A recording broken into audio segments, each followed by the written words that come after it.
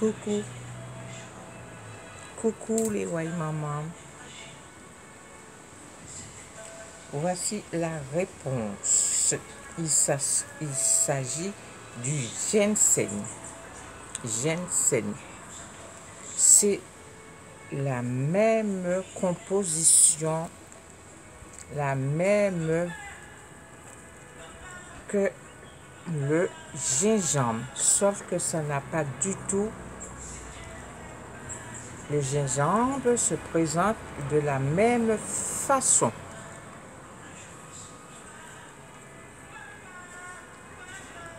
Donc, pour les personnes qui sont fatiguées mentalement, qui font des dépressions,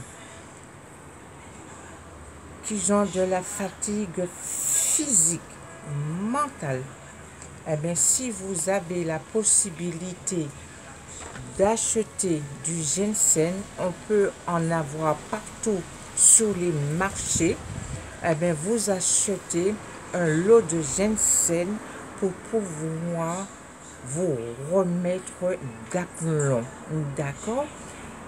Et puis, il suffit de prendre tout ce qui est ici, tout ça,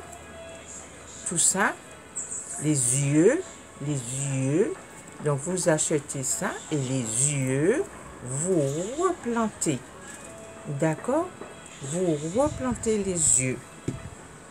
Vous pouvez faire une cure de ginseng vraiment pour les personnes qui sont vraiment en dysfonctionnement érectile. Les personnes, les hommes qui ont des problèmes de sexualité.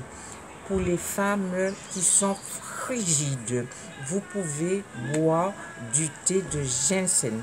On en vend en pharmacie, en ampoule, en gélule.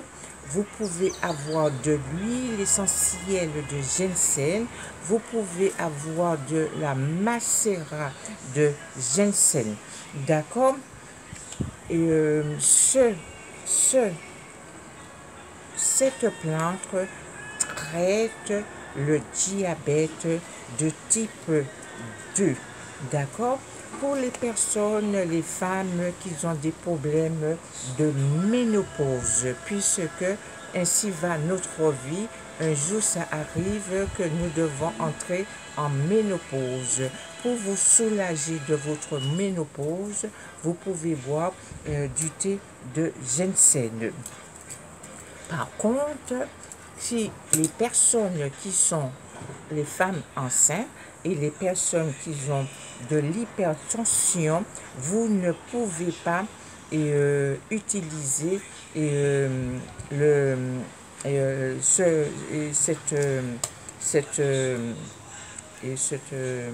cette plante.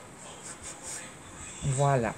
Donc, si vraiment pour les jeunes enfants qui sont fatigués pour aller à l'école, qui veulent étudier et qui vraiment ça ne va pas, eh bien, vous les mamans, vous pouvez faire un thé de ginseng pour votre enfant. Par contre, il ne faut pas mélanger le ginseng à un autre produit. D'accord? Donc, voilà. Donc, je vais boire.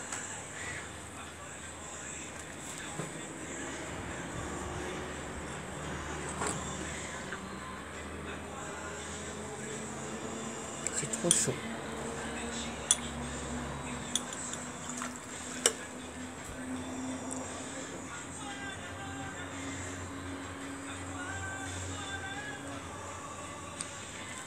Ah, c'est trop chaud.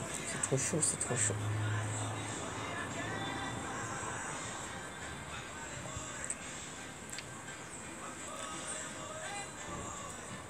Une femme qui est en état de frigidité, eh bien, pour retrouver la confiance en soi, pour se détendre, pour être bien, avoir un rapport sexuel avec son compagnon, son mari, avec eux, hein, eh bien, vous faites un thé de ginseng pour vous relaxer. Et ça va aider à susciter le désir sexuel. D'accord? Voilà.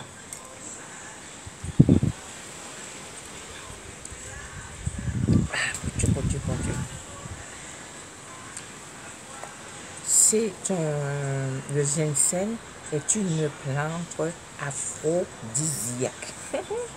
Aphrodisiaque. Voilà, voilà. Donc, courez à la pharmacie parce que il n'y en a pas partout. On n'a pas mis par contre dans nos jardins. Vous pouvez planter les ginseng. La baie de cette plante ne se mange pas. Sauf si erreur, il faudrait que je me renseigne. Mais il me semble que la baie ne se mange pas. Ça fait une baie en grappe. Voilà. Tout comme les feuilles du gingembre qu'on peut faire du thé, que moi je fais du thé avec les feuilles du gingembre, la pelure du gingembre, et je n'ai pas utilisé les feuilles du ginseng.